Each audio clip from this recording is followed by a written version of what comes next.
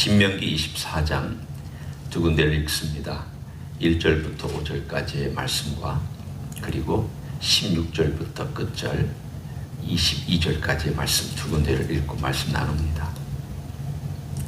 사람이 아내를 맞이하여 데려온 후에 그에게 수치되는 일이 있음을 발견하고 그를 기뻐하지 아니하면 이혼 증서를 써서 그의 손에 주고 그를 자기 집에서 내보낼 것이요 그 여자는 그의 집에서 나가서 다른 사람의 아내가 되려니와 그의 둘째 남편도 그를 미워하여 이혼 증서를 써서 그의 손에 주고 그를 자기 집에서 내보냈거나 또는 그를 아내로 맞이한 둘째 남편이 죽었다 하자 그 여자는 이미 몸을 더럽혔은즉 그를 내보낸 전 남편이 그를 다시 아내로 맞이하지 말지니 이 일은 여호와 앞에 가증한 것이라.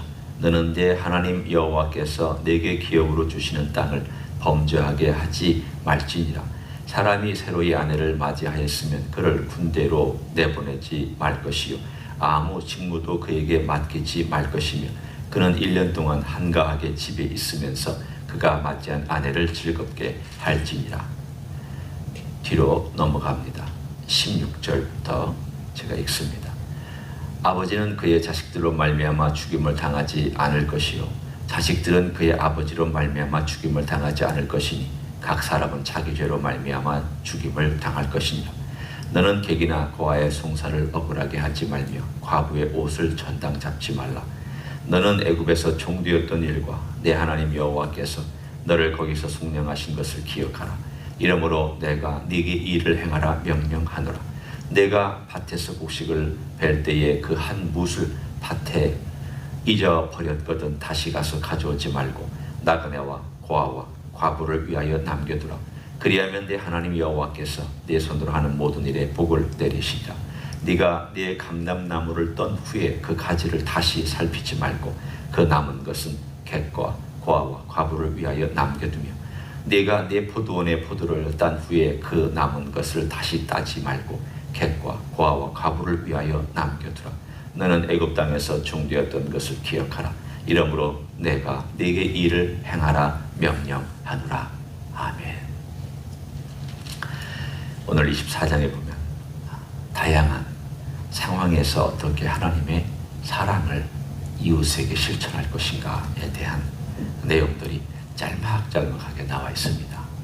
우리가 다 읽지는 아니했지만 여기 24장에 보면은 그 모든 내용들이 우리가 그냥 지금도 일반 생활 속에서 친히 경험할 수 있는 그런 상황들입니다. 오늘 우리가 읽은 첫 번 1절부터 4절까지의 그 내용 속에는 이혼에 관련된 내용이 있습니다. 우리 주님께서도 이 부분에 관하여서 가르침 가운데 언급한 내용이 있습니다. 먼저 이 율법부터 얘기를 하면 왜 이혼 증서를 주게 했는가? 그러면 그 옛날 지금부터 3,400년 3,000년 전 우리로 따지면 정말 옛날 여성의 인권이라는 것을 우리 그렇게 생각을 했던 적이 있었을까? 여성이 이런 인권이 있었을까라고 생각할 수도 있는 그런 옛날에 율법에 보면 하나님께서 결혼한 여성들에 대한 인권에 대하여 존중할 것을 율법에서 명시해 놓으셨습니다. 이 증서를 주는 것은 함부로 이혼하지 못하게 만드는 효과가 있습니다. 왜냐하면 성경의 다른 율법에 같이 합쳐서 본다면 이혼을 할 때 이혼 증서를 써서 주는 것뿐만이 아니라 그 여인이 결혼할 때 가지고 왔던 지참금까지 돌려보내야 됩니다. 그 이야기는 재산의 손해를 입는다는 뜻이죠. 요즘으로 말하면 이혼할 때에 재산의 반을 부인에게 또 다른 남편에게 이렇게 나눠주는 것과 똑같은 그러한 원리가 그 당시에 있었습니다. 참 놀랍죠. 그 옛날에 하나님께서 남성 위주의 사회, 가부장적인 사회에서 여성의 권리를 지켜주고 그들의 부족하고 연약한 환경을 하나님께서 어떻게 하든지 보호해 주시기 위해서 너희들 이렇게 해라. 그러면 그 이혼을 어느 정도는 막아줄 수 있을 뿐만이 아니라 설사 이혼 때문에 여자가 혼자 된다 할지라도 이혼 증서가 있으면 다시 재혼할 수 있는 그런 길도 열게 해주셨습니다. 사실 이것은 하나님의 원래 뜻은 아니었습니다. 하나님께서 이혼에 좋다 이렇게 말씀하신 내용이 아닙니다. 이것은 우리가 충분히 짐작할 수 있는 대로 이혼의 일들이 생겨나니까 모세가 하나님께 가서 여쭙을 겁니다. 하나님, 이거 어떻게 하면 좋겠습니까? 이 사람들이 너무 악해서 자기들의 마음 때문에 그냥 여인, 자기 여자 버리고 또 다른 여자한테로 가고 이런 일들이 생기는데 어떻게 하면 좋겠습니까? 그때 하나님께서 그 인간의 악함 때문에 이혼을 허락하시고 이렇게 해라 라고 어쩔 수 없이 주신 명령입니다. 하나님의 원함은 아닙니다. 기뻐서 주신 명령이 아닙니다. 십계명이나 우리가 다른 명령들을 보면, 여기 쭉 나와 있는 다른 명령들을 보면 하나님이 기쁘게 주신 명령이 있습니다. 예를 들어서 고아와 과부, 객을 돌아봐라. 내가 너희들을 돌아봤듯이 너희도 돌아봐라. 그렇습니다. 하나님께서 공동체를 만들어 놓으셨을 때에는 하나님께서 공동체를 위하여 해주시는 부분이 있고, 이 전체에 공급하는 가운데 너희들끼리 공급해서 나누어서 함께 삶을 공유하라고 해주신 부분이 있습니다. 다 하나님 거지만 우리 각자에게 청지기를 시켜서 역할을 하게 해서 그 역할을 하게끔 하신 내용을 가지고 너희들이 실천해라. 사실은 실천해봐야 사랑도 늘고, 실천해봐야 하나님의 명령이 얼마나 효과가 있고 얼마나 좋은지도 경험합니다. 실천해봐야 이게 정말 하나님이 우리에게 주신 축복이구나 라는 것을 몸소 체험을 합니다. 실천하지도 않고 다 그러려니 하고 있으면 아무것도 되지 않습니다. 오늘 24장에 있는 여러 정황들, 가정에서 이혼 증서, 그걸 주로 하는 것들도 사실은 사랑의 부분적이지만 실천하라는 겁니다. 너가 그래도 살았던 내 아내를, 그 여인의 모든 것들을 존중한다면 함부로 내보내지 말라. 그러나 설사 네가 정말 내보내야 된다면 이혼 증서와 그리고 지참금을 돌려보내며 이 여인으로 하여금 다시 살아갈 수 있는 근거를 마련해 줘. 재혼하면 지참금 가져가야 되지 않습니까? 또 자격이 주어져야 되지 않습니까? 충분히 그런 기회를 주라고 말씀합니다. 여기 쭉 보면 제가 간단하게 그 목록만 얘기하고 지나갑니다. 새로 아내를 맞이했을 때 그 가정에 대한, 그 아내에 대한 존중, 그리고 7절부터 보면 자기 형제를 종으로 팔지 말고 생명에 대한 존중과 형제를 사랑하는 마음, 그리고 8절에 나병에 대하여서 얘기하신 것도 역시 공동체 전체가 어떤 상황에서 건강을 유지해야 되느냐에 대한 존중, 공동체 전체의 건강이 중요하지 않습니까? 병에 대한 이야기를 통하여서 이웃을 생각하고 그들을 격리시킴으로 공존하게 만드는 이러한 일들. 또 10절에 보면 이웃에 무엇을 구워줄 때 집에 들어가서 전담을 취하지 말라. 그 사람이 가져오기를 기다려라. 저는 이것을 읽으면서 하나님이 왜 이렇게 시시콜콜 이렇게 말씀하셨나는 생각까지도 했습니다. 왜 그렇겠습니까? 사람들의 상황이 자기 이익에 취하면 어그레시브해지니까 그렇습니다. 저돌적이고 공격적이 되기 쉽기 때문에 하나님께서 선을 자꾸 그어주셨습니다. 이웃 생각해라. 네 형제라는 것을 생각해라. 네가 아무리 돈을 꿔준 사람이라 할지라도 네 권리를 과도하게 행사하지 마라. 그렇잖아요. 돈을 꿔준 사람은 그 돈을 받기 위해서 자기의 권리를 과도하게, 마치 강압하는 사람의 입장으로서 이렇게 할 수 있는 가능성이 참 많습니다. 하지 마라. 그 사람이 가져올 때까지 기다리고 집에 절대 들어가지 마라. 그리고 또 그 뒤에 보면은 가난한 사람의 것은 겉옷밖에 없는 경우가 참 많았습니다. 이 겉옷은 밤에 잘 때에 덮고 자는 이불이었습니다. 그런 경우에 이 가난한 사람이 줄 수 있는 것은 고독밖에는 저당을 못 잡히는데, 그런 경우에 해가 떨어지면 돌을 줘라. 얼마나 하나님 구체적입니까? 인간이 살 수 있는 그 시대, 지금은 복잡하니까 하나님께서 율법을 주셨다면 아마도 이거에 3배, 4배, 5배는 더 많이 주셨을 것입니다. 왜? 복잡하니까. 그렇지만 그 당시에는 농경사회고 단순하니까 하나님께서 모든 정황들을 다 생각하셔서 이런 상황에는 이렇게 해라, 저런 상황에는 저렇게 해라. 처음에 들을 때에는 뭐가 많은 것처럼 느껴지지만, 그러나 하나님께서 오히려 이런 자세한 내용들 하나하나마다 하나님께서 배려하고 사랑하고 돌보고 있다는 것을 알 수 있는 하나님의 아버지의 마음을 알 수 있습니다. 아버지와 어머니가 되면 자식을 볼 때에 어떨 때는 잔소리 같지만 다 눈에 보이니까 이렇게 했으면 좋겠고 저렇게 했으면 좋겠고 하는 것들이 있습니다. 자주 말할 수는 없지만 한두 번은 부모가 말하지 않습니까? 뭔가 자꾸 부족하고 뭔가가 잘 안 되고 뭔가 자꾸 실수하고 뭔가 자꾸 넘어지면 여러 번 말하면 잔소리가 되지만 그래도 한두 번은 꼭 참았다가 그리고는 말하고 부드럽게 권고하지 않습니까? 하나님께서 이 말씀을 주셨을 때 모세를 통하여 한번 주셨습니다. 그리고 하나님 가만히 뒤에 물러가 계셔서 모세를 통하여서 얘기하시고 또 때로는 선지자를 통해서 얘기하시고 때로는 제사장을 통해서 얘기하셨습니다. 하나님 막 시시콜콜 자세하게 간섭하시고 그렇게 말씀하시지 않았습니다.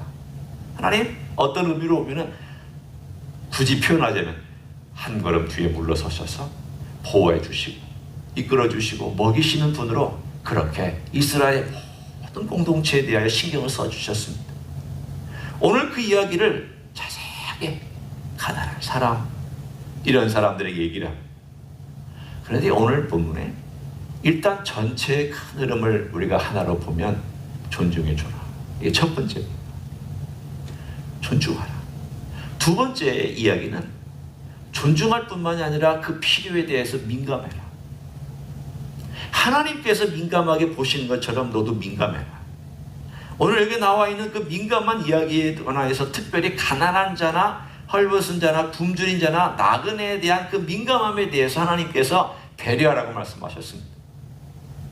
저는 이 율법의 가장 멋있는 점이 제가 생각할 때 클라이막스는 아니지만 아름답다라고 생각되는 점이 바로 그 뒤에 나와 있는 그 농작물에 대한 이야기라고 저는 생각합니다. 참 저는 이게 아름답다라는 생각을 했습니다. 거기 보면 곡식을 추수하고 놓다가 가져오는데 한 묶음을 그냥 밭에 놓고 왔습니다. 요즘 같으면 어떻게 해야 됩니까? 가져와야죠. 하인시켜서라도 가져오고 자기가 직접 가서 가져올 수 있는데 하나님께서 이렇게 말씀하셨습니다. 놔둬라. 네가 잊어버리고 온 것은 네 거 아니다. 그 고아와 과부와 객들이 먹도록 놔둬라. 떨어진 것도 놔둬라. 과일나무 한번 떨어서 다 이렇게 처음에 추수한 다음 위에 남아있는 것 있으면 뒤돌아보지 말고 그냥 그것만 가지고 와라. 그 남은 것들은 고아와 과부, 객들이 먹도록 해라. 얼마나 많은 과실이 남아있는지 그 신경 쓰지 말고 네가 한번 이렇게 쭉 흔들어서 추수한 다음 떨어진 거 다음에는 돌아보지 말고 돌아와라. 저는 농경사회에서 이게 얼마나 그들에게 중요한 것이었는지를 느낄 수 있습니다.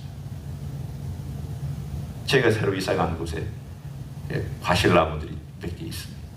과실이 열리는 걸 보면서 큰 기쁨이 있습니다. 참 농사 짓는 사람들과 과일을 가꾸는 사람들의 기쁨이라는 것이 이런 건가 보다. 그 열릴 때 탐스럽게 몇 개 열리지 않아도 이쁘고 감사하고 특이하고 뭔가 가슴에 뿌듯한 마음이 있습니다. 볼 때마다. 그러니 농사를 짓는 사람들이 과실이 주렁주렁 열리는 걸 보면 얼마나 마음이 흐뭇하고 야 오늘도 풍년이다. 올해도 풍년이다. 우리 집이 이렇게 잘 먹을 수 있겠구나. 뭐 등등등의 그 풍요로운 마음을 가질 수 있지 않습니까? 자기가 애쓰고 어느 정도 수고했으니까. 그런데 그거를 남겨둔다는 것 자체가 이런 어떻게 생각하면은 아깝게 생각되죠.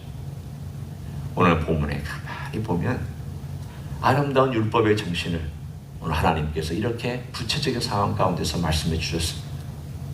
오늘 그런데 우리가 존중하고 배려하는 것에 하나님께서 근거를 두신 중요한 표현들이 있습니다. 18절과 22절입니다. 오늘 이것이 저의 결론입니다. 18절에 보면 이렇게 말씀이 나옵니다.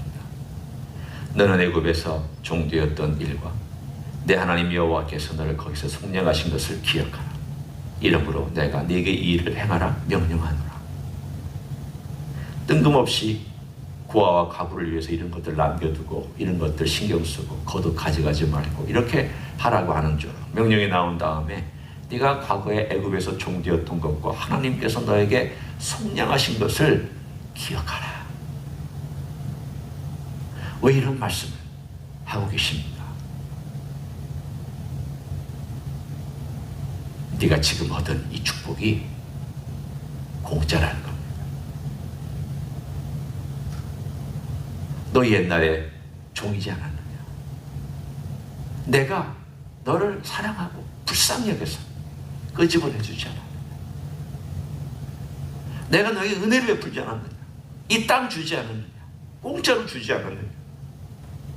내가 이 모든 과실을 주지 않았느냐? 내가 너에게 준 거라면 내가 돌보는 고아 과부를 너가 내 마음을 가지고 돌보는 것이 맞지 않느냐?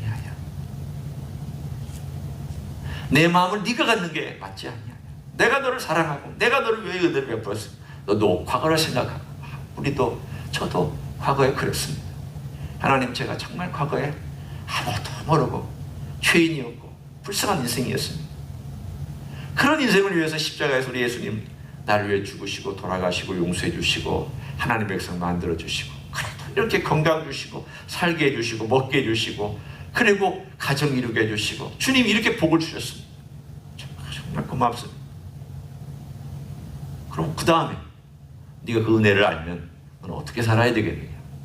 너 기억하고 너가 과거에 받은 그 성량의 그 은혜를 너도 베풀어라. 그 이야기 때문에 오늘 여기서 두 번이나 말씀하고 있습니다.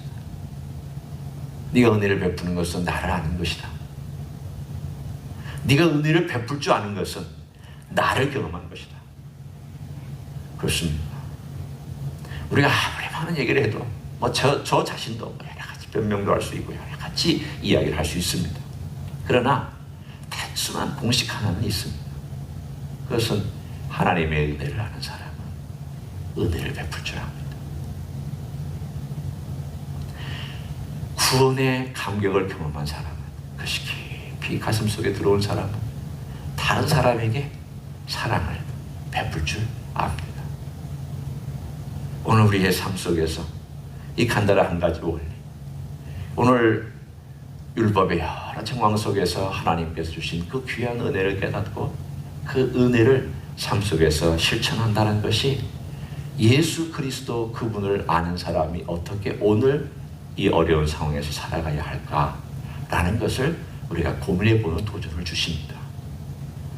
힘든 분들, 어려운 분들, 또 우리가 돌아와야 될 분들, 우리가 위해서 기도해야 될 분들, 상처받은 분들을 위하여 오늘도 돌아보시고 그들의 필요에 민감하게 느껴보시고 함께 나아가고, 그래서 우리 주님의 거룩한 공동체가 아름다운 공동체가 되는 축복이 있기를 예수님의 이름으로 간절히 축원합니다. 기도하시겠습니다. 우리 주님께서 우리를 구원해 주셨습니다. 우리를 사랑하시고 우리를 불쌍히 여기셔서 십자가에서 친히 몸을 피를 흘려 구원해 주신 데 내어주셨습니다. 감사합니다. 우리에게 주신 축복이 많고 은혜가 많은데 주님, 우리의 손이 너무 안으로 굽어 있지는 않은지, 너무 나만 생각하고 있지는 않은지 다시 한번 돌아보기를 원합니다. 너의 과거를 생각하고 지금도 받은 은혜를 생각하고 너가 가진 귀한 사랑과 너가 가진 귀한 은혜를 베풀라고 말씀해 주신 이 귀한 도전 앞에 오늘도 돌아보기를 원합니다. 주님 사랑을 베풀며 살게 축복해 주시고 주님의 사랑을 가지고 나아갈 수 있도록 도와주시기를 원합니다. 이제는 우리 구주 예수 그리스도의 은혜와 하나님 아버지의 극진하신 사랑과 성령 하나님 교통하심의 역사가 우리를 사랑해 주시고 우리를 도와주시고 은혜를 베푸셔서 지금까지 오게 하신 그 놀라운 큰 일을 기억하고 경험하고 또한 그 놀라운 은혜와 사랑을 전하며 살기를 소원하는 가정에서 예배드리는 종들 위에와 이 자리에 참여한 종들 위에와 주임지 히스교회 위에와 이민교회들과 한국교회들과 선교사님들 위에 이제로부터 영원히 함께 하실지어다. 아멘.